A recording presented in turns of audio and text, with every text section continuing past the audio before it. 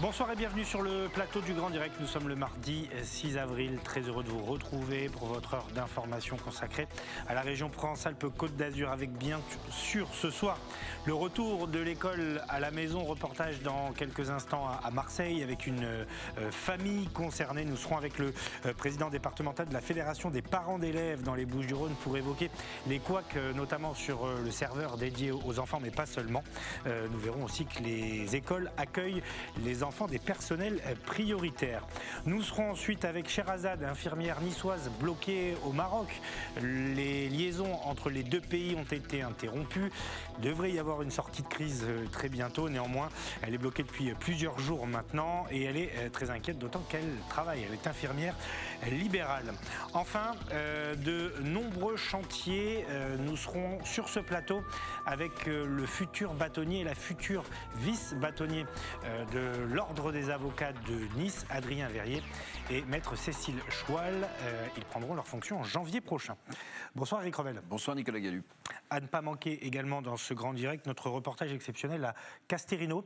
Claudia Olivier s'y est rendue ce week-end, hameau complètement isolé, 3 heures de marche pour rallier le hameau qui a été habité durant l'hiver par 3 personnes. Claudia Olivier qui en a rencontré 2. Elle sera aussi avec nous sur ce plateau pour nous raconter son périple. Mais d'abord, l'actualité du jour, c'est bien sûr le retour de l'école à la maison, puisque à la fin de la semaine, les enfants partiront pour 15 jours de vacances pour tenter de freiner l'explosion de la Covid-19. Reportage à Marseille auprès de cette famille qui, vous allez le voir, est plutôt très bien organisée. Yentel Criado. Allez, tu vas passer de ce côté à côté de maman. Julia à côté de maman et Victoria, tu te mets là-bas. À côté de Roméo. À côté de Roméo. 9h, l'école à la maison commence chez cette famille marseillaise. En chef d'orchestre, Cécile, cette maman solo, veille aux devoirs de chacun. Et je vais regarder le travail sur du cartable pour chacun d'entre vous. Et Victoria sur école directe pour le collège. Allez. Avec 3 enfants de 3 niveaux différents, maternelle, primaire et collège, Cécile a du pain sur la planche et doit jongler entre géométrie pour Victoria, conjugaison pour Julia et écriture pour Roméo. La canne de monsieur A ne doit pas dépasser la ligne. D'accord ? Allez, refais une ligne en bas. C'est pas qu'on s'y perd un peu, mais on n'a pas l'habitude pour la grande section de faire des fiches comme ça. Ils ont des rituels en classe, donc eux savent bien les outils à prendre, mais nous, on n'a pas les outils tous les jours à la maison. Une habitude à prendre, ou plutôt à reprendre, car depuis le premier confinement, l'école à la maison n'est plus une nouveauté. Lors du premier confinement, nous avons déjà vécu cette aventure-là, et ça s'est plutôt bien passé. Chacun essaie de prendre sa place en fonction de son niveau, et puis dans la fratrie, ils aiment bien s'entraider également. Donc c'est plutôt positif. Après, il est certain que suivant les jours et suivant les humeurs, voilà, il y a des chamailleries, mais on essaie d'être le chef d'orchestre pour veiller à ce que tout se passe bien. Et pour que tout se passe bien, le maître mot ici est l'organisation. Cette maman instaure un rituel précis pour que les enfants gardent le rythme. On se lève tôt le matin. Il est important pour moi que les enfants soient prêts comme s'ils partaient à l'école, c'est-à-dire soient lavés et habillés. Parce que s'ils commencent à rester en pyjama, ils vont avoir tendance à croire que c'est un peu la fête à la maison. Et on se donne cet impératif de se dire, on va faire le travail tous ensemble le matin. Comme ça, l'après-midi, vous pourrez avoir tout le loisir qui vous plaira. Une matinée entière consacrée à l'école, mais cela n'a pas l'air de déplaire aux principaux concernés. C'est joyeux. Je suis contente parce qu'on passe plus de temps en famille. Et lorsque Cécile termine les cours à ses enfants, elle attaque les siens, car cette maman est aussi professeure d'anglais. Donc, je vais préparer mes fiches de cours pour la semaine. Je vais essayer de m'en faire surtout pour m'avancer pour aujourd'hui et demain. Et ce soir, tranquillement, lorsque les enfants seront couchés, je préparerai les autres fiches de la semaine. Une double casquette, pas toujours facile à tenir, car la professeure est souvent interrompue en plein travail. Ah voilà, donc là par exemple, on est sur un travail qu'on n'a pas trop envie de faire. Donc c'est mes mamans, non, je ne veux pas. Et c'est là où il ne faut pas lâcher. Ne rien lâcher et tenir le cap pour encore quelques jours avant 2 semaines de vacances. Et après, comme vous avez bien travaillé, cet après-midi, on va au au parc, on prend les ballons et on va s'amuser. Voilà donc l'un des exemples dans notre région, mon cher Eric, de l'organisation. Impressionnant. Ouais. Impressionnant, parce que la maman, elle donne ses cours, en même temps, elle s'occupe de ses enfants. Là, on peut être qu'admiratif, non, d'une telle organisation. Hein. Alors, je ne sais pas si ça durait 3 semaines, 1 mois, si ça serait aussi joyeux, mais bon, j'ai noté ce qu'il y avait écrit derrière. Hein. Être heureux, hein, vous avez vu ce panneau-là, être heureux. Bon, voilà, on sent que c'est une famille heureuse et qui aime bien être ensemble. Mais là, franchement, chapeau. Hein. 3 enfants plus une maman qui donne ses cours ensuite, vraiment, c'est impressionnant. Alors, il est 18h35. Habituellement, votre édito arrive un petit peu plus tard dans l'émission. Mais là, vous allez nous parler des bugs rencontrés sur cette plateforme, Eric, destinée au travail, justement, à la maison, en distanciel. Oui, le moins qu'on puisse dire, Nicolas, c'est que le démarrage de l'enseignement à distance s'est avéré ce matin assez catastrophique. Alors, le ministre a parlé d'une attaque informatique, de problèmes chez un intermédiaire privé ou de défaillance de collectivités locales. En tout cas, force est de constater que ça ne s'est pas du tout forcément bien passé dans toutes les régions françaises. Alors, les chiffres officiels, ils sont modestes, mais ils sont officiels. Donc, 500 000 élèves et professeurs ont pu se connecter quand même aux plateformes, même si ça a été extrêmement lent dans le débit. Et 150 000 classes virtuelles ont été actives. À noter que le chef de l'État, Emmanuel Macron, s'est invité dans une classe virtuelle. Je crois qu'il a suivi à distance un cours d'histoire-géographie. Il a parlé d'incidents, de quelques difficultés, mais sans plus. Alors, il faut quand même noter que la principale plateforme de l'enseignement public, c'est le CNED, avec ma classe à la maison. Le CNED, c'est le Centre national d'enseignement à distance. Alors, c'est quand même un budget de 140 millions d'euros par an. C'est 2200 agents et enseignants qui travaillent au CNED. Ce CNED, ma classe à la maison, a connu aussi beaucoup de difficultés. On a parlé d'un piratage informatique venu, a dit le ministre de l'Éducation nationale Jean-Michel Blanquer, de l'étranger. Alors, pourquoi pas, mais on peut quand même s'interroger. 6e puissance économique mondiale, la France n'a donc pas d'outils digital à la hauteur. On peut quand même s'interroger beaucoup. Et je vais vous dire, on a accueilli dans ce grand direct la semaine dernière des profs, des syndicats qui disaient qu'on n'avait pas tiré le bilan visiblement de ce qu'on avait fait 1 an plus tôt dans l'enseignement à distance. Force est de constater qu'on peut leur donner raison. Et dans ces cas-là, on comprend la colère partagée des enseignants et des parents d'élèves. Bonsoir Frédéric Muraour, merci d'avoir accepté notre invitation en direct ce soir sur les antennes d'Azur TV. Vous êtes le président départemental de la Fédération des parents d'élèves PEP dans les Bouches-du-Rhône. Alors, est-ce que dans les Bouches-du-Rhône, il y a eu des problèmes aujourd'hui liés à ces plateformes ? Alors, on n'en a pas eu un grand écho dans les Bouches-du-Rhône, a priori. Pour le moment, on n'a pas eu d'écho comme quoi ça se serait mal passé. Donc là, pour l'instant, je ne peux pas vous dire grand-chose à ce sujet-là. Alors, comment étaient préparés les parents ? Alors, c'est vrai qu'il y a une forme d'expérience désormais, parce que ce n'est pas la première fois qu'on renvoie les enfants à la maison. Quels étaient les retours que vous aviez avant la mise en place de ce retour à l'école mardi ? C'est une grande anxiété chez la plupart des familles. Évidemment. Je serais tenté de dire que tout ça pour ça, parce que finalement, il n'y a que 3 jours d'école qui sont concernés. Le reste concernera les 2 semaines de vacances. Tout ça pour ça. Décalage des vacances scolaires, incohérence dans la mesure où ça désorganise l'organisation des parents au niveau professionnel. Décalage des congés, pas toujours possible. Les employeurs ont aussi leur entreprise à faire tourner. La solution de dernière minute pour les vacances scolaires, c'est la garde des enfants par les grands-parents. Notez l'incohérence quand même. Et au niveau des 3 jours de scolarité, que dire de plus ? Les espaces numériques de travail ont bugué dans pas mal d'établissements scolaires, enfin de régions plutôt. En fait, en tant que parents d'élèves, nous n'avons plus trop de mots. On ne sait plus trop quoi dire à ce niveau-là, quoi. Les parents sont dans la détresse, vous l'avez évoqué dans votre reportage. Combiner le télétravail et l'école à la maison, c'est quelque chose qui est très difficile à faire. Les employeurs demandent des comptes après à leurs salariés. Il faut qu'ils... j'espère que beaucoup ont de la tolérance vis-à-vis de leurs salariés. Mais justement, est-ce que c'était pas la solution, pardonnez-moi, mais de, entre guillemets, sacrifier qu'une semaine, de basculer sur les vacances, plutôt que de dire, parce qu'on sait qu'il faut fermer longtemps pour que ça ait un petit peu d'effet sur les courbes. Et donc, est-ce que c'est pas mieux de privilégier cette solution-là, plutôt que de dire, on ferme pendant 3 semaines, tout simplement?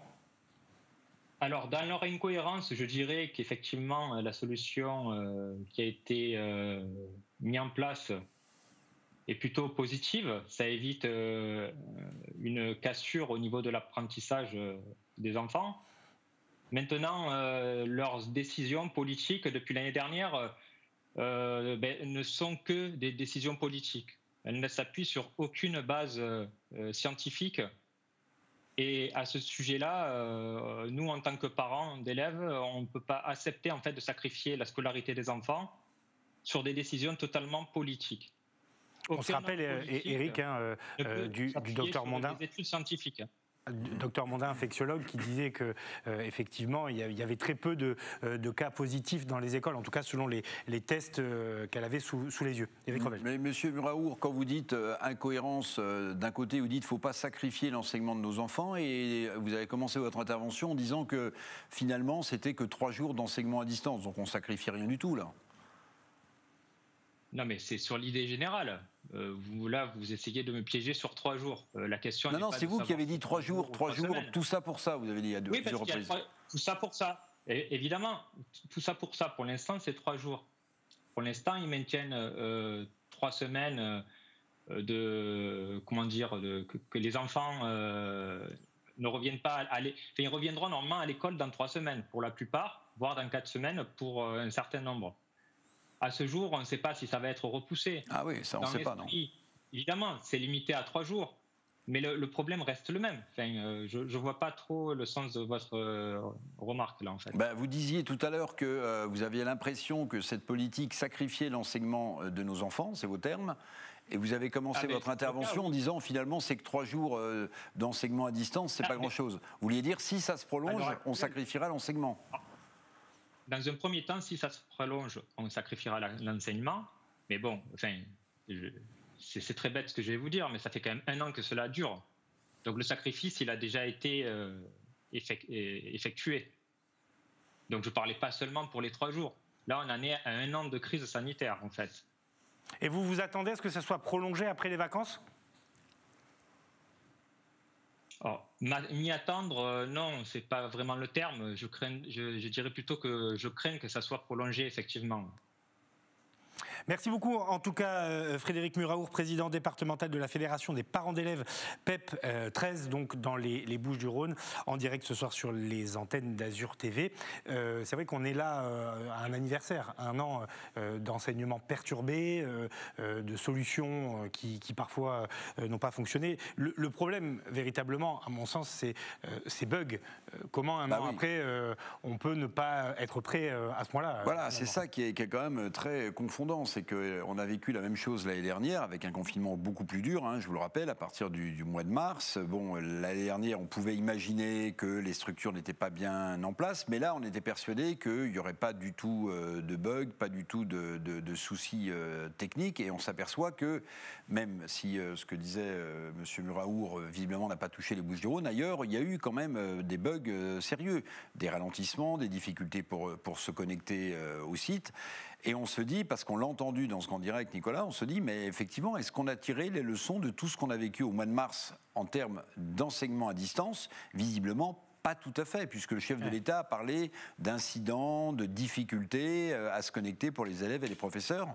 Et regardez les réactions sur les réseaux sociaux, vous verrez qu'il y en a beaucoup, et des professeurs et des parents d'élèves qui ont regretté que ça ne fonctionne pas mieux. Alors pour clore ce chapitre consacré à l'école à la maison, eh bien l'école tout court, certains établissements scolaires sont ouverts dans l'Académie de Nice et dans l'Académie d'Aix-Marseille pour accueillir les enfants des personnels dits prioritaires, forces de l'ordre, fonctionnaires qui gèrent la gestion de la crise de la Covid-19. Reportage à Nice, signé Alexis Ricard. C'est une journée presque normale à l'école Ronchère de Nice. La directrice attend ses jeunes écoliers, à la différence qu'ils seront moins de 20 à venir ce mardi matin.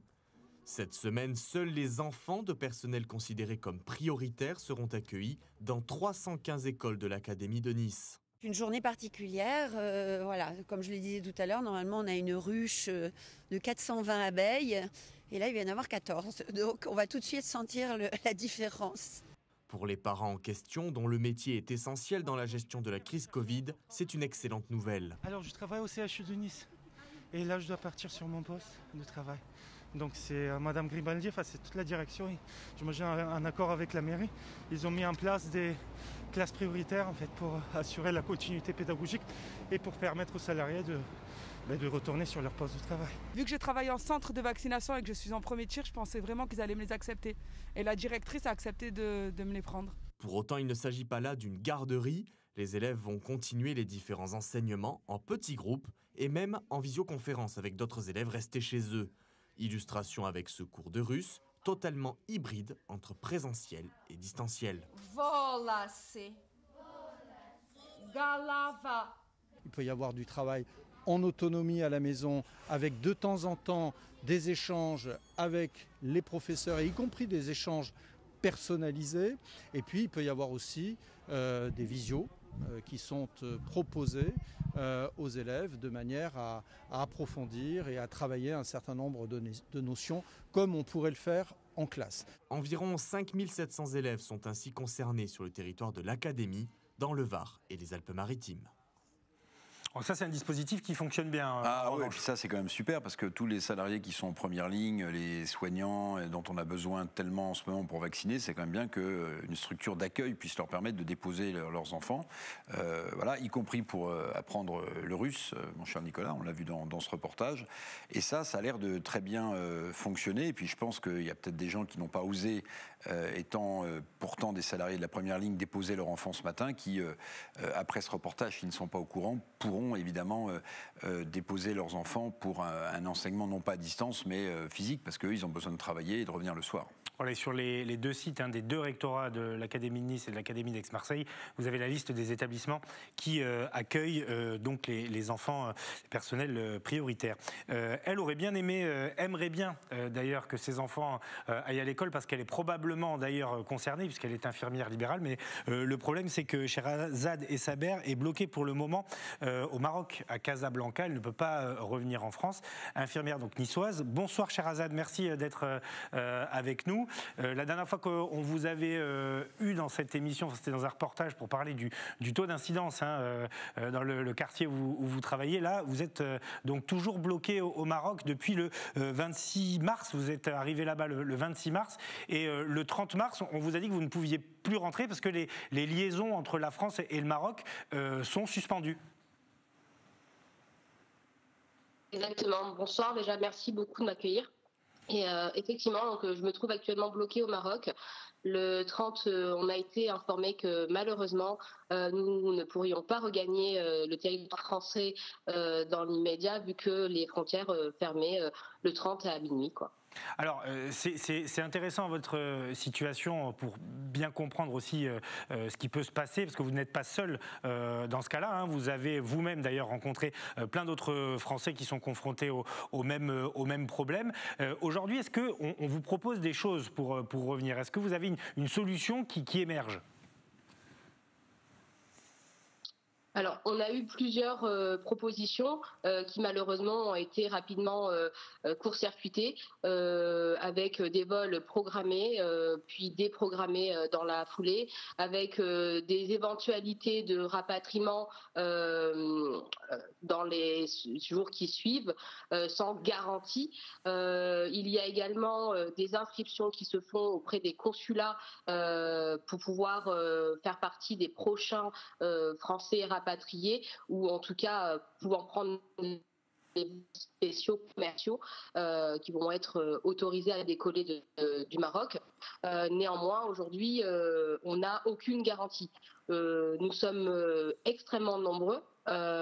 Comparé à ce que je peux entendre, il y a beaucoup de réseaux qui se sont créés pour garder le lien entre nous, pour pouvoir avoir les informations de dernière minute, parce que il y a énormément d'informations contradictoires ici et ne sait plus vers qui se tourner, quoi. Mais Madame Essaber, pour qu'on comprenne bien votre situation, ça veut dire qu'aujourd'hui, il n'y a plus aucun vol régulier d'Air France ou de la RAM, la Royal Air Maroc, entre la France et le Maroc. Il n'y a plus aucune liaison régulière?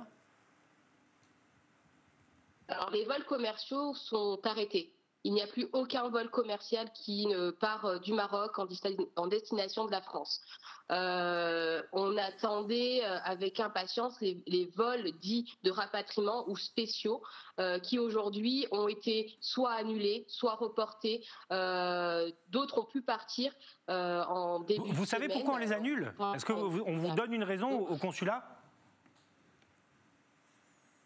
Non. La seule réponse qu'on nous avons ici, c'est les autorisations sont ainsi faites et malheureusement, on n'a pas plus d'informations. Quand vous vous rendez au consulat ou que vous vous rendez aux agences de voyage telles que Air France, la Royal Air Maroc, Transavia, enfin, toutes ces agences-là, on vous ballotte d'un endroit à un autre en vous disant vous réservez sur tel site ou inscrivez-vous sur cette adresse mail, voilà. On n'a pas de réponse concrète, on n'a pas de comment dirais-je. Alors, je ne sais pas si vous nous entendez toujours, Sherazade, je vais tenter ma question quand même.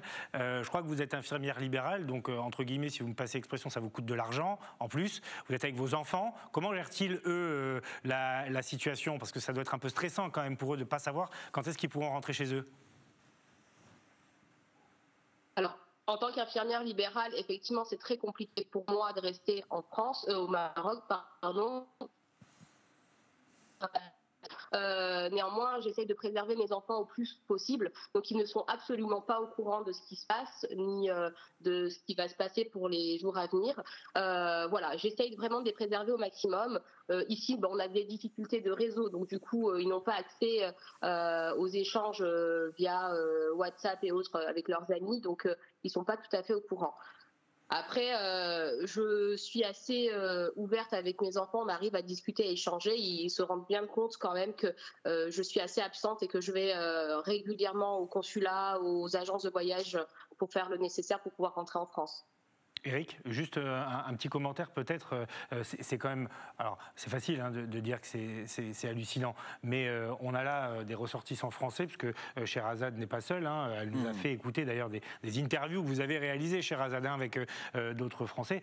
J'ai du mal à croire qu'on n'arrive pas à organiser un pont aérien quotidien pour évacuer tout le monde. On a du mal à le comprendre et à le croire. Il n'y a pas que les ressortissants, vous allez peut-être nous le confirmer, Madame Essaber, mais il n'y a pas que les ressortissants français qui sont dans cette situation. Il y a d'autres gouvernements européens qui essaient de s'organiser pour rapatrier leurs ressortissants, mais visiblement, il y a peut-être aussi des questions gouvernementales marocaines qui empêcheraient ou qui en tout cas contingenteraient très fortement l'accès à leur territoire, parce que dans le cas de la France, par exemple, vous le savez, nous sommes confinés donc pour 4 semaines et l'épidémie a repris de la hauteur. Et évidemment, le Maroc, qui a beaucoup vacciné, redoute sans doute d'avoir un retour de l'épidémie sur son sol. Donc c'est une situation, vous pouvez peut-être nous le confirmer, qui touche les ressortissants français bloqués au Maroc, mais d'autres ressortissants européens aussi. Je ne sais pas si vous avez pu le constater. Alors, je vous confirme, effectivement, et je ne remets absolument pas en cause la volonté de protéger les Marocains ici, bien évidemment. Le roi a pris les mesures dites nécessaires pour protéger sa population. Il faut aussi savoir que ici, les gens sont assez respectueux des modes de confinement et on va dire, des gestes barrières, mais ils ont aussi leur propre culture. Donc ça, je peux le comprendre et le concevoir. Ils sont même très en avance sur la vaccination et j'étais très agréablement surprise. Après, au Maroc, nous ne sommes pas que les Français bloqués. Effectivement, comme vous avez très bien dit, d'autres pays de l'Union européenne sont bloqués. J'ai notamment rencontré des Espagnols, j'ai notamment rencontré des personnes qui ont une résidence en Suisse et qui espèrent rentrer dans leur pays respectif.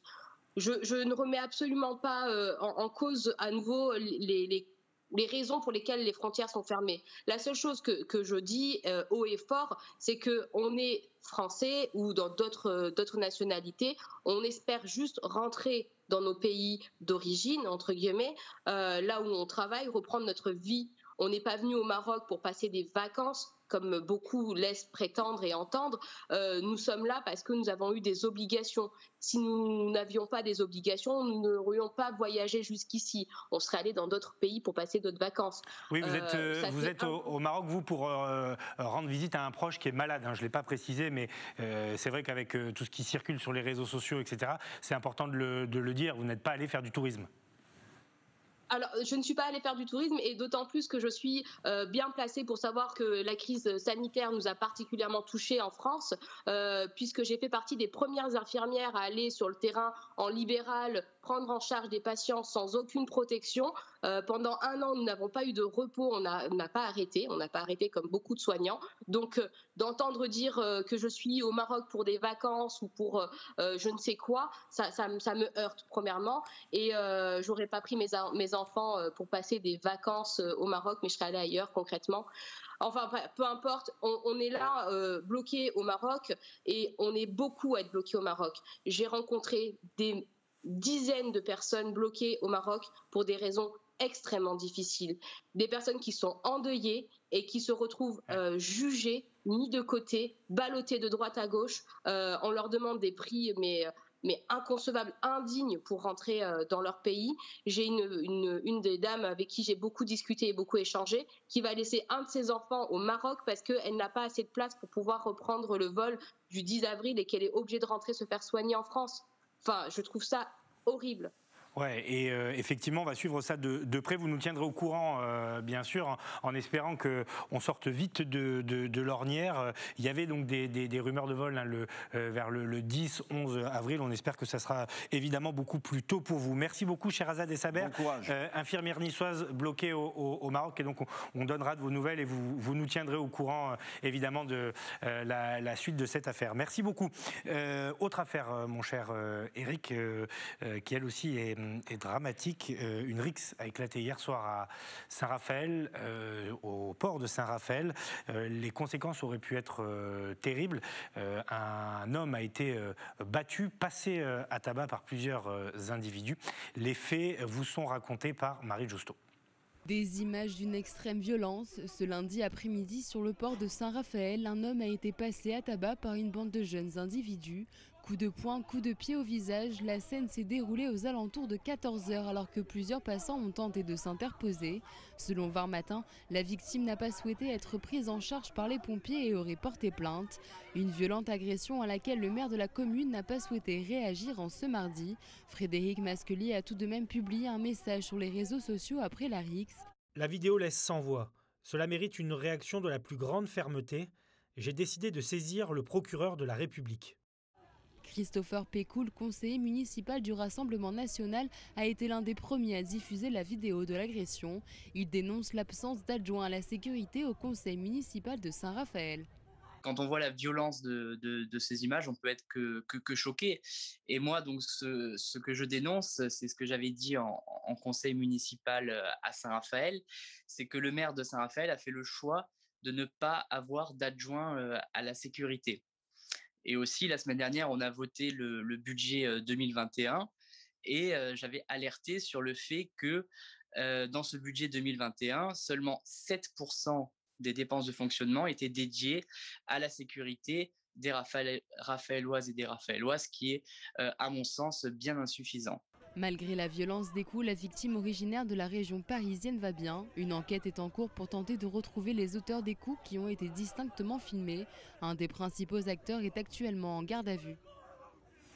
Voilà, après avoir pris contact de sources policières, effectivement, il est en garde à vue. C'est un mineur, un adolescent même, qui est connu des services de police, Eric. Oui, bah écoutez, on se souviendra longtemps de la déclaration d'Éric Dupond-Moretti, vous en souvenez, qui va lui coller aux basses comme le sparadrap colle à celle du capitaine Haddock dans Tintin. Il n'y a pas d'insécurité, il y a un sentiment d'insécurité. Quand on voit ces images, c'est plus un sentiment, c'est vraiment de l'insécurité. Et puis, évidemment, ça se télescope un peu avec un autre acte de violence qui a concerné une personne très célèbre, Bernard Tapie et sa femme, qui ont été roués de coups, eux, dans leur maison en Seine-et-Marne, en région parisienne. Alors, pas l'amalgame, d'accord. Mais on voit bien que la société est en train de s'en sauvager. Alors je sais que ce terme est sujet à polémique, mais quand on voit des images comme ça, je pense que si on s'adressait à des habitants de Saint-Raphaël qui sont sur place depuis 20, 30, 40 ans, ils n'ont sans doute pas en mémoire des scènes aussi violentes en pleine journée, mon cher Nicolas. Donc ça veut bien dire que la société est en train de basculer dans une violence absolue et que le phénomène de bande qui est dénoncé dans des cités ou dans des villes parfois moins riches et plus à problèmes sociaux que Saint-Raphaël, que ça, c'est en train de gagner l'ensemble de nos communes. C'est ça la vérité. Nous en venons maintenant à ce reportage exceptionnel à Casterino, hameau du village de Tende, dans la vallée de la Roya. Il y a 6 mois, le hameau était dévasté par le passage de la tempête Alex. Aujourd'hui, la seule solution pour y accéder, c'est 3 heures de marche. Un périple qu'a effectué pour nous Claudia Olivier. Elle sera avec nous sur ce plateau après visionnage donc de ce reportage. 2 fois par mois, Florian tente de se frayer un chemin sur ce qu'il reste de cette route. Il rejoint ses parents au hameau de Casterino, niché en haut de la vallée de la Roya. Je monte maintenant essentiellement pour leur apporter des produits frais, donc de la viande, soit de la viande, des légumes, des produits laitiers, et pour surtout les voir parce que ça leur fait du bien de voir un petit peu de monde, quoi. 6 mois après le passage de la tempête Alex, les dégâts sont colossaux. La route n'existe plus. Après 3 heures et 10 km de marche, Florian retrouve enfin ses parents. Lisa, sa petite amie, est aussi originaire du hameau. Elle a tenu à l'accompagner. Lisa est toujours sous le choc de la dévastation. Ça fait mal au cœur, hein, et puis on se demande comment ils vont faire pour réparer tout ça. C'est tellement impressionnant. J'avais jamais vu ça de ma vie, à part à la télé, mais on ne se rend pas compte en fait. Quand c'est derrière un écran, on ne réalise pas ce que c'est. Et quand ça vous arrive, ça fait mal au cœur, quoi. Nathalie et André, hôteliers restaurateurs depuis 31 ans, font partie des 3 habitants restés à Casterino depuis la tempête. Eau, électricité, vivres, ils ne manquent de rien. Seule la solitude commence à peser. Oui, c'est sûr que moi, ça me manque quand même le contact, parce que moi, je suis toujours avec mes clients, donc le contact me manque, quoi, avec parler. 6 mois plus tard, André et Nathalie se rappellent comme si c'était hier de cette nuit du 2 octobre. Plus de 500 mm d'eau par heure sont tombés par endroits. Leur maison est située à quelques mètres de la rivière. Aujourd'hui, ils redoutent une nouvelle catastrophe. De mon côté là, c'est déjà arrivé que ce mur tombe et que ça peut recommencer, quoi. De toute façon, là-bas, ça va tomber. Si on fait rien, le mur il va tomber. Et le pont, il est en sursis. Mais pour autant, le couple ne souhaite pas quitter le hameau. C'est notre maison principale et puis on a des animaux. Alors on s'est dit, qu'est-ce qu'on fait? Ils nous ont proposé de rester en bas. Et en bas, je ne me vois pas, moi, c'est impossible dans un 4 pièces de rester en bas, c'est pas possible. C'est pas possible. Quand vous êtes ici, en plein milieu de la nature, de voir ce que c'est, je dis non, c'est pas possible. Même s'ils bénéficient des aides de l'État, ils ne pourront plus tenir longtemps. Les choses ne vont pas assez vite. Un constat partagé par le maire de Tende, dont dépend le hameau de Casterino. On aura de grosses difficultés à arriver par la RD 91 à Casterino. Donc il faut que l'on travaille. Et c'est ce que l'on fait depuis une vingtaine de jours. Hier encore, j'ai réuni des propriétaires parce qu'il va falloir qu'il y ait un plan B, comme on dit. Donc il y a une piste qui part, on appelle la piste de Speggi, qui part ici de Tende, qui nous permet d'aller à Casterino. Mais il faut quand même 2 heures de route. C'est une piste qui passe en montagne. Mais sur cette piste, on ne peut pas se croiser. Donc nous, il faut qu'on ait un sens montant et un sens descendant. Le hameau a été ravitaillé 2 fois depuis le passage de la tempête Alex. Les travaux d'accessibilité devraient durer encore plusieurs mois. Casterino va donc devoir faire une croix sur la saison estivale. Des mois essentiels pour l'activité économique, car 42 000 personnes passent par le hameau chaque été. Et bonsoir Claudia Olivier. Bonsoir. Merci d'être avec nous. Vous êtes donc monté, comme on dit ce week-end. Et là, pour le coup, le terme est bien choisi à Casterino, hameau de Tende, donc tout en haut de la vallée de la Roya. Avant que vous nous racontiez les conditions de vie là-haut et puis les conditions de votre expédition aussi, parce que on l'a vu, certains la font régulièrement, cette expédition. Juste un commentaire, Eric. Une forme d'admiration quand même pour ce couple qui, à mon avis, va devoir faire une croix sur la saison d'été, mais qui ne quitterait pour rien au monde son hameau. On comprend parce que l'endroit est magnifique. On tient évidemment à son contexte, à son environnement. Maintenant, on peut aussi comprendre malheureusement que la reconstruction n'ira pas aussi vite que dans des villages où il y a davantage de monde. Là, c'est essentiellement à Castelrino du monde l'été, du passage, de la randonnée.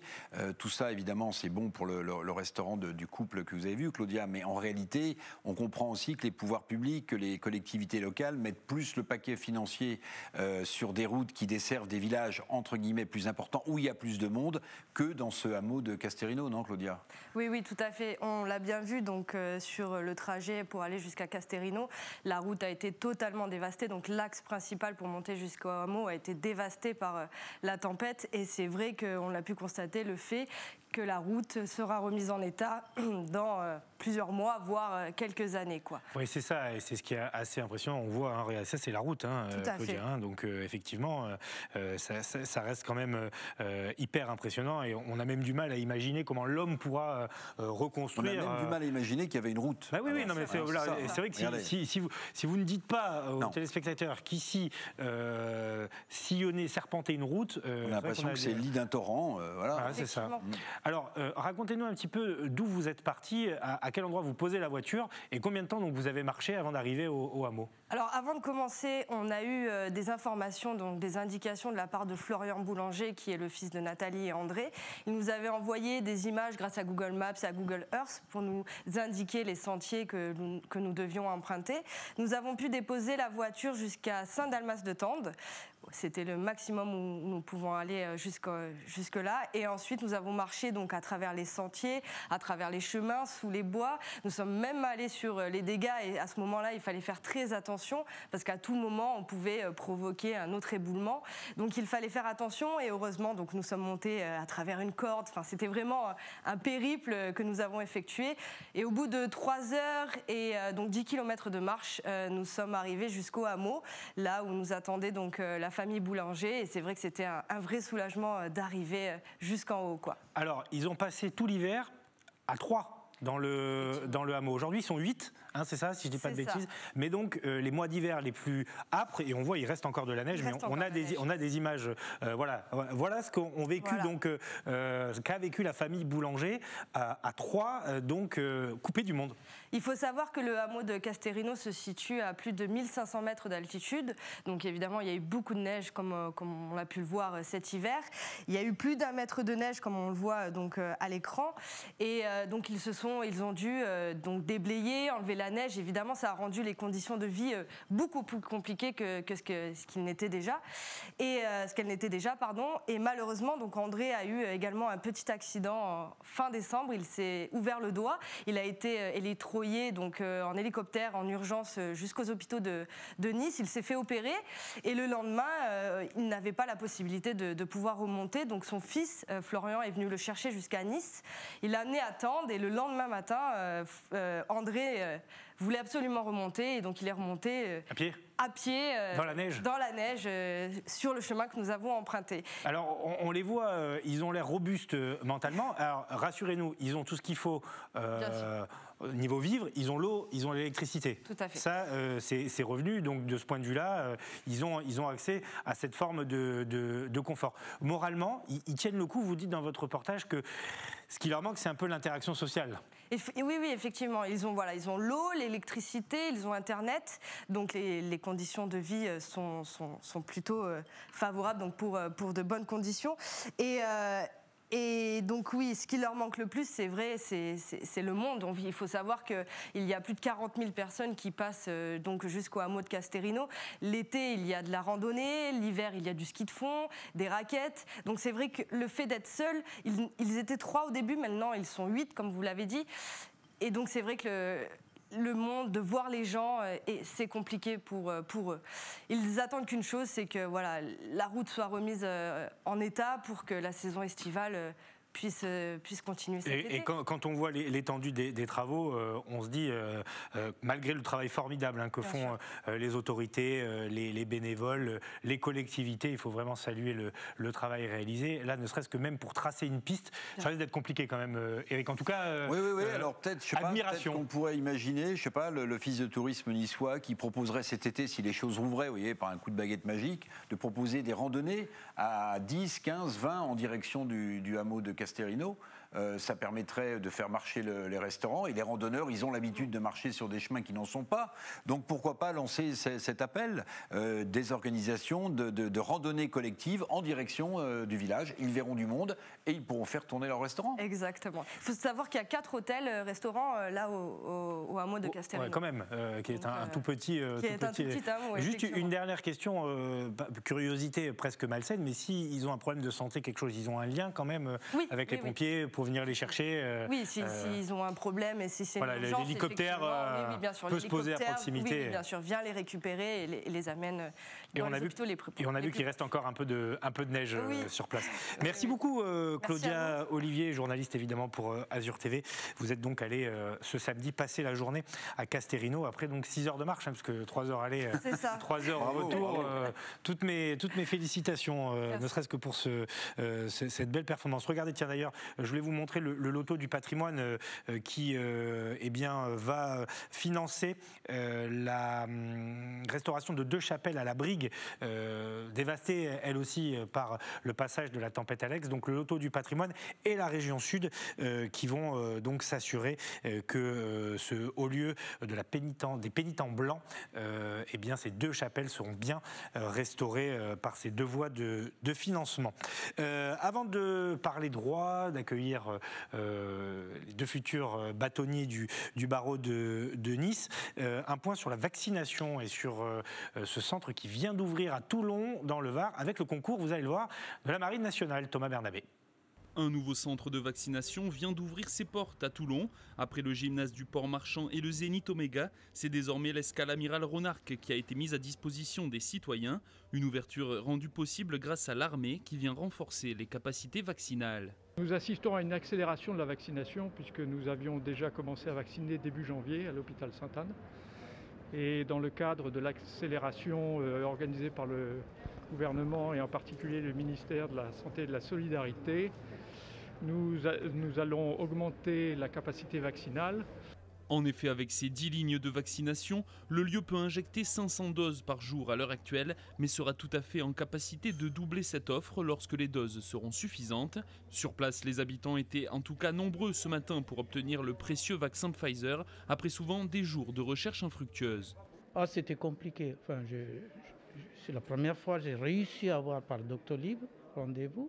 Et ça tombait ici. Sur Internet, oui, voilà, le premier rendez-vous qui s'est affiché, j'ai pris pour mon papa et ma maman. J'avais essayé avant, je ne le trouvais pas. J'ai trouvé mon créneau, effectivement, avec 4-5 jours de recherche. Le département du Var vient donc de s'étoffer d'un 18e centre de vaccination. L'objectif pour le mois d'avril est d'arriver à 200 000 injections, un objectif réalisable selon le préfet du Var.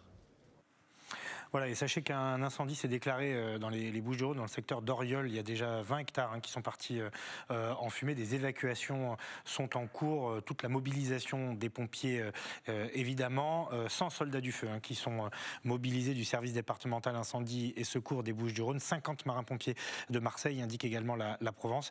Et un Dash et 4 Canadair procèdent à des largages sur zone. Vous voyez ces images. Merci à Fabrice Justo et à Sébastien Lyotard qui nous les diffusent pas en direct, mais qui sont donc relayés par la Provence. C'est le premier gros incendie de la saison, d'autant, Eric, que le vent souffle. C'est le cas dans tout le territoire de notre région, mais plus particulièrement dans les Bouches-du-Rhône. On fera le point évidemment demain soir sur le bilan, en espérant que les pompiers arrivent à maîtriser l'incendie. Les Bouches-du-Rhône toujours, où vous allez voir, ce domaine vinicole accueille des étudiants gratuitement le week-end pour les faire respirer un peu. Alors, domaine vinicole qui va devoir faire une pause en raison du confinement, mais Valentin Rodriguez, lui, a profité du dernier week-end ouvert donc aux jeunes adultes de façon totalement gratuite. Reportage. Je vais vous montrer ce qu'on va faire. C'est une étape très importante de la vigne. Un peu d'oxygène avant un nouveau confinement. Dans ce domaine vinicole, ces 4 étudiants aixois ont pu être hébergés gratuitement dans 2 studios mis à leur disposition. Une aubaine pour ces jeunes isolés depuis le début de la crise sanitaire. Je suis venu en janvier et je n'ai pas eu moyen de voir beaucoup de Français. Donc pour moi c'est un excellent de parler français avec Madeleine et les autres qui travaillent ici. Et aussi prendre d'air parce que dans ma carrière je dors, j'étudie, je mange, je cuisine. On n'a pas le droit de sortir trop en fait. Et il n'y a pas de moyen de faire trop d'événements étudiants, ce qui est vraiment dommage. Donc ici, aussi apprendre le vin, comment produire en France et tout ça. Ce bol d'air pour ces étudiants, c'est grâce à Madeleine, gérante de ce domaine familial datant du XVIIe siècle. La Rognin qui a voulu aider ces jeunes, pas épargnés par la crise sanitaire. D'habitude, on accueille du public et en fait, là en ce moment, ils sont vides malheureusement avec la crise. Donc on a trouvé ça très idiot de les laisser vides et on s'est dit comment faire plaisir, qu'ils servent à quelque chose. Et du coup, l'idée m'est venue d'accueillir des étudiants gratuitement. Sur les réseaux sociaux, Madeleine a publié une annonce le 3 mars dernier mettant à la disposition 2 studios de 35 mètres carrés de son domaine. Une démarche qui a rencontré un succès immédiat. J'ai eu beaucoup de demandes, à peu près 800 demandes, messages Facebook. Beaucoup de partages. Et il y a des gens très volontaires, très gentils, qui avec beaucoup de gentillesse ont partagé notre proposition.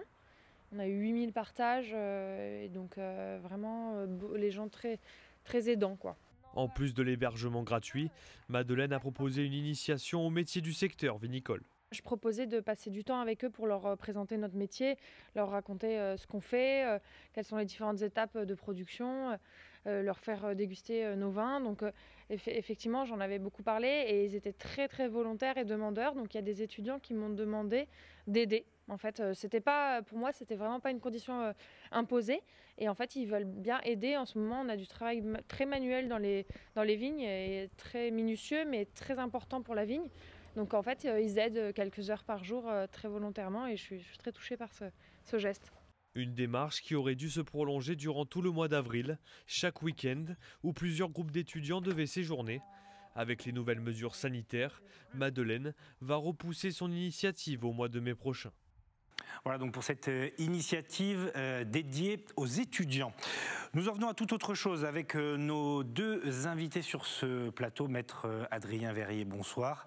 Vous êtes accompagné de Maître Cécile Choual, bonsoir. Vous êtes tous les 2 élus, bâtonniers et vice-bâtonniers de l'Ordre des avocats de Nice. Alors vous rentrerez en fonction à partir du mois de janvier prochain. Vous êtes dans une année d'observation. Mais on va essayer de comprendre avec vous d'abord quelle est la fonction d'un bâtonnier et d'un vice-bâtonnier, et puis les gros dossiers que vous avez sur la table, parce qu'à Nice, il y a du travail, toujours. Je vais commencer par Adrien Verrier, puisque vous serez le bâtonnier. C'est pas très galant, mais au titre protocolaire... C'est moi qui suis allé la chercher, donc j'avais fait le casting avant. Donc. On en parlera évidemment. D'abord, est-ce que vous pourriez nous expliquer de quoi sera fait votre mandat, du coup, mandat de 2 ans qui démarrera donc au mois de janvier prochain? Oui. Alors on est plus que dans une zone d'observation, c'est-à-dire qu'on commence à s'intégrer dans les dossiers, on commence à participer au processus de décision et à la gestion, même si effectivement pour l'instant, et ils le font très très bien, nos bâtonniers et vice-bâtonniers en place sont aux commandes. Donc on essaye d'amorcer déjà effectivement notre programme, qui était un programme assez ambitieux, mais je pense qu'on arrivera à le mener au bout de 2 ans. Tout d'abord, c'est effectivement de partir sur une modernisation de notre barreau, des moyens de communication, des moyens de relation entre les avocats et leur ordre, les avocats et leur juridiction, les avocats et les justiciables, de dépoussiérer un petit peu cette image de l'avocat tel qu'on peut la voir dans les images d'Épinal et en faire quelque chose vraiment de digital, tout en faisant en sorte de garder les codes et les conventions qui sont celles de la profession juridique de l'avocat qui est la nôtre.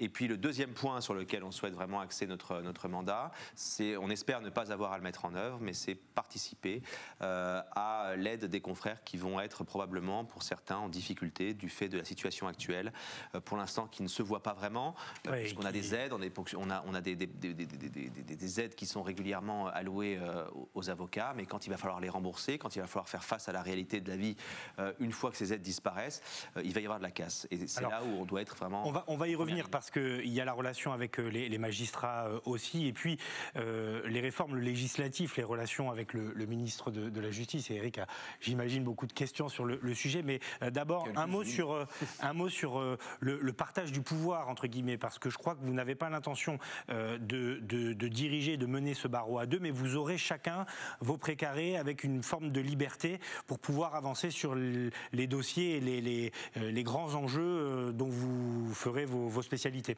Maître Choile. Oui, effectivement, avec Adrien, on a une grande complémentarité, c'est-à-dire qu'on intervient tous les deux aujourd'hui dans deux spécialités totalement différentes, avec des problématiques qui sont différentes.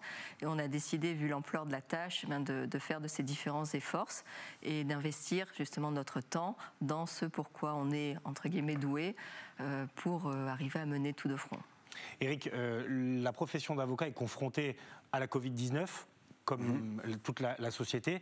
Il y a eu le dossier brûlant de la réforme des retraites. C'est d'ailleurs ce qui a, je crois, motivé votre campagne et votre envie de vous engager. On y reviendra. Mais c'est des dossiers brûlants et une année qui va être charnière l'année prochaine. Oui, alors moi j'aime bien l'idée de la complémentarité. Un pénaliste, une spécialiste du droit social, un homme, une femme.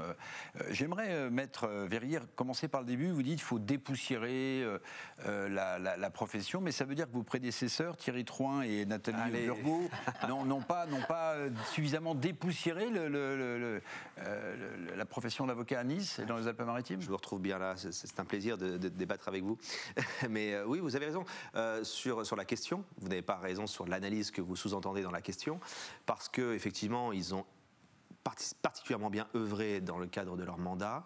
Simplement, ils ont eu tout ce qu'on pouvait ne pas souhaiter à des gens qui prennent un mandat comme ils l'ont fait. C'est-à-dire qu'ils ont connu la grève, ils ont connu la crise sanitaire, ils ont connu des difficultés aussi internes au sein du barreau qu'il faut pas négliger.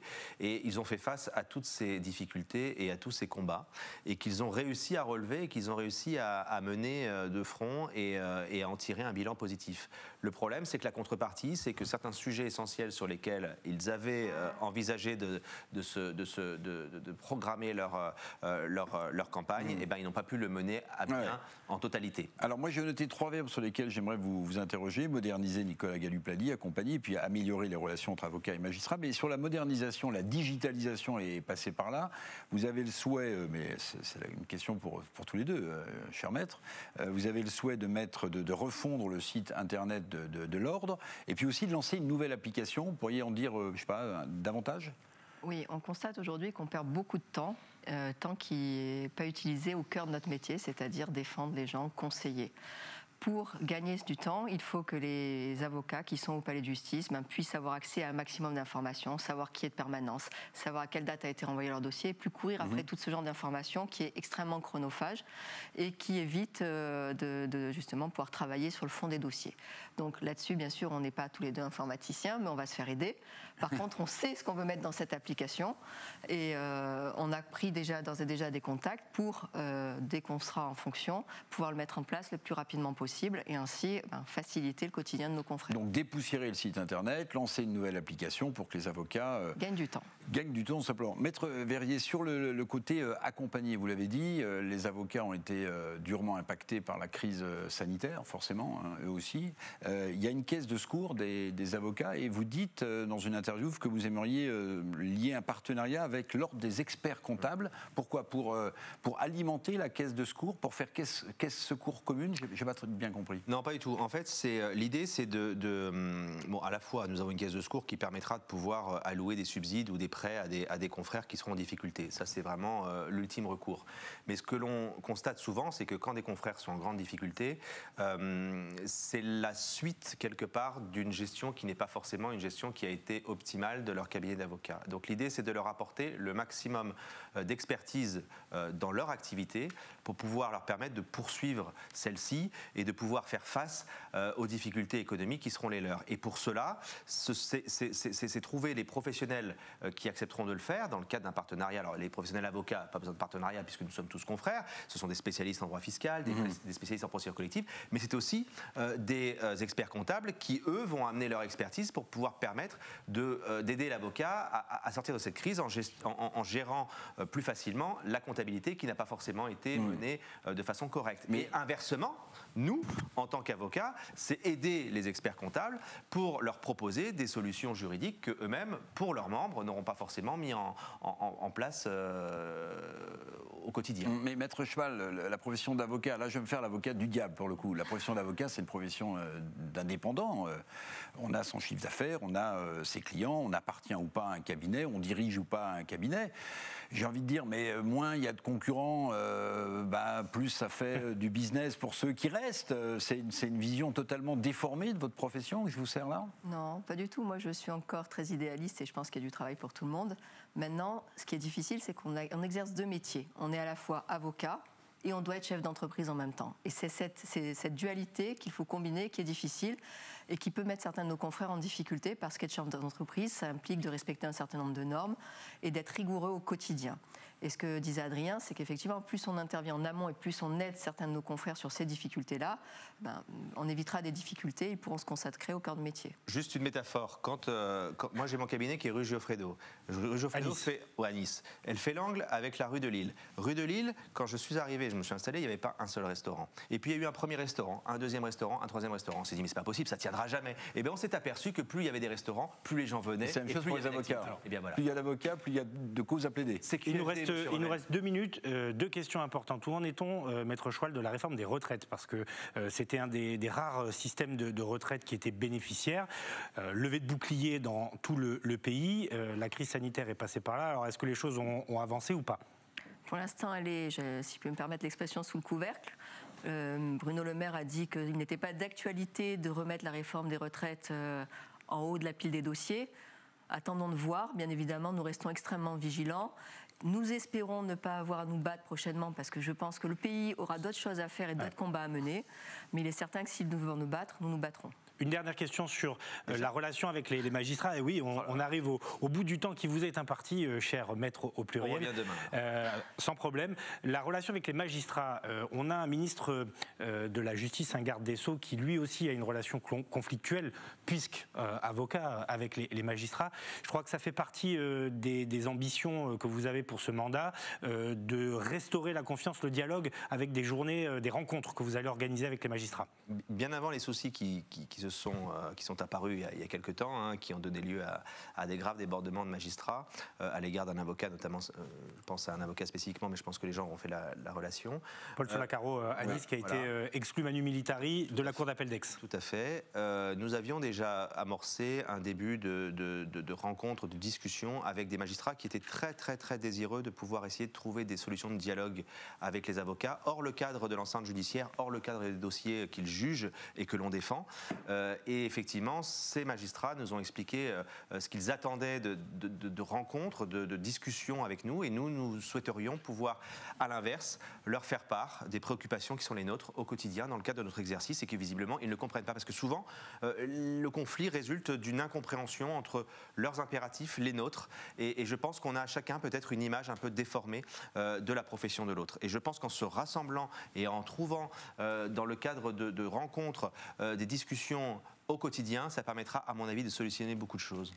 Merci beaucoup, maître Adrien Verrier et maître Cécile Choual, élus tous les deux bâtonniers de l'Ordre des avocats de Nice et vice-bâtonniers, entrés en fonction donc le 1er janvier 2022. On va prendre la direction de Marseille maintenant et des quartiers nord à la découverte de cette cité éducative qui s'appelle l'Épopée. Le reportage est signé Manon Mjica. Au mur, les traces du prédécesseur sont toujours visibles. Et pour cause, les nouveaux entrants ont récupéré les clés des anciens locaux de l'entreprise Ricard le 1er février dernier. Cette date marque le début de l'épopée, un nom évocateur pour un projet tout aussi ambitieux, créer le premier village d'innovation sociale et éducative de France. Et c'est dans les quartiers nord, plus précisément à Sainte-Marthe, qu'il a vu le jour. L'éducation aujourd'hui, c'est quelque chose de très très fort et c'est quelque chose qui se doit d'être, j'ose dire, dépoussiéré. Et aujourd'hui, innover dans l'éducation, ça n'est pas simple, mais c'est de pouvoir mettre de nouveaux acteurs autour de la table, de les faire cogiter ensemble, de les faire travailler ensemble pour redéployer ce que peut être l'éducation. Entreprises, associations ou fondations, plus de 150 personnes se sont déjà installées dans ce laboratoire pour y mener des expériences éducatives. De la petite enfance jusqu'à l'entrée dans l'âge adulte, à chacun sa spécificité. Synergie Family, par exemple, est l'un des piliers de l'épopée. Initialement fondée pour accompagner les élèves en difficulté dans les quartiers défavorisés, la start-up travaille sur les activités péri- et extrascolaires. C'est-à-dire hors du temps scolaire, dans le temps de loisirs. On considère, nous, que les enfants passent avec nos animateurs un temps qui est parfois supérieur à celui qu'ils passent avec les enseignants. On a donc fait de ce temps-là une sorte de responsabilité pour créer pour eux des expériences à forte valeur éducative. En les initiant au digital, en les initiant à la réalité virtuelle, en utilisant des dispositifs qui permettent d'apprendre les langues en réalité virtuelle, en utilisant des outils qui sont très modernes, très innovants, sous forme d'ateliers, de l'animation. Mais au sein de ces ateliers d'animation, on y trouve, sans forcément le savoir d'ailleurs, des éléments qui sont extrêmement éducatifs. C'est ce qu'on pourrait appeler l'ingénierie du prétexte en vérité. L'épopée veut répondre aux enjeux contemporains et s'ancrer dans son territoire. Avec la création d'une micro-crèche, d'une école alternative, d'une aire de jeu inclusive et même d'un restaurant, ce tiers-lieu sera ouvert au public d'ici quelques mois. Et c'est là-dessus que s'achève ce grand direct. Merci Eric. Merci Nicolas. On se retrouve demain. Passez une très bonne soirée sur les antennes d'Azur TV. Merci évidemment à Sébastien Lyotard, Théo Sarfati, Ilan Dehé qui signait son retour, Fabrice Justo, Philippe Caudet et Stéphanie Mossman. Bonne soirée.